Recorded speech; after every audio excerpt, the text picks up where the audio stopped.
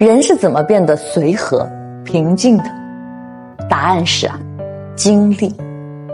当你看惯了人情冷暖，尝遍了人间疾苦，最不想失去的都失去了，最想得到的却得不到，你就会深刻体会到什么叫万般皆是命，半点不由人。越早经历极致，其实是一件好事，因为极致的痛苦同样会让你生发出对抗苦难的力量。你越是不屈服，你的精神就越强大，你越是拿得起，你就越不会害怕放下。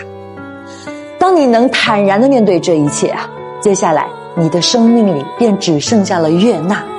无论生活给你什么，你都会心怀感恩；无论命运把你带到哪儿，你都能随遇而安，允许一切发生。